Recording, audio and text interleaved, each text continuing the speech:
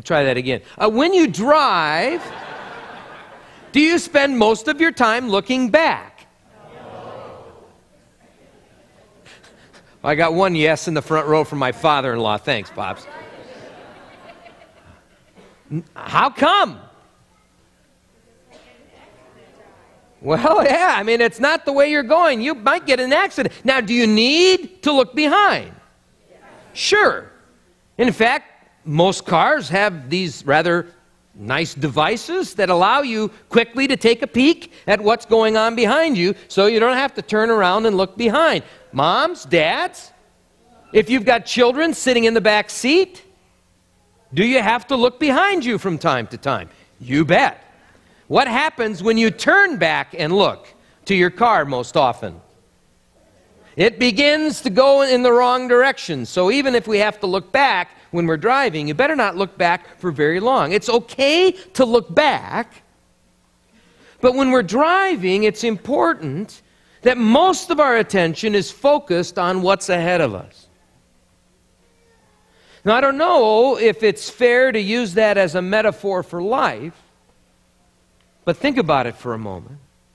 As you live your life, do you suppose that our God wants us to spend most of our time looking back? We'll try this again.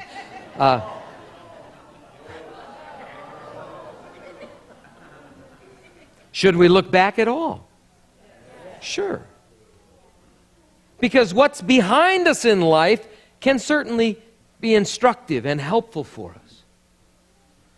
But would you not say to someone who spends most of their life looking back, wouldn't you try to help them understand that there's a very high probability that they are missing out on life? Easter is certainly a day when we are encouraged to look back at an event that we believe has altered the course of history forever. As we gather on this day, we gather as people who are tied to some extent to history. To be a Christian, to be a follower of Jesus, is to be rooted in time and history.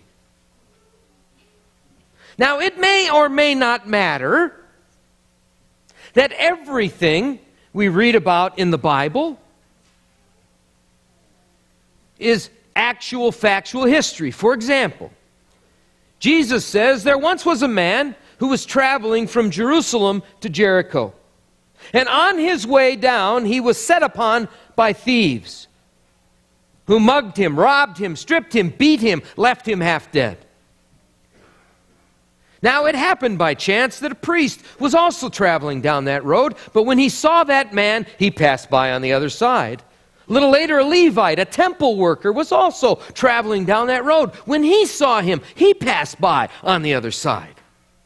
But a Samaritan, a foreigner, someone considered an outcast by the Jews, later traveled down that road, and when he saw the man, he stopped and had compassion for him. He got off his horse, he bandaged his wounds, he put him on his own animal, and then took him to an inn and took care of him the rest of that day. The next morning, he got up, gave the innkeeper some money, and said, "Take care of him. And when I come back, if it costs you more than this, let me know. I'll take care of it." We know that story as the parable of the Good Samaritan. My question to you is this: did that story actually happen? Answer: we don't know. Does it matter? Not really. The truth of that story is independent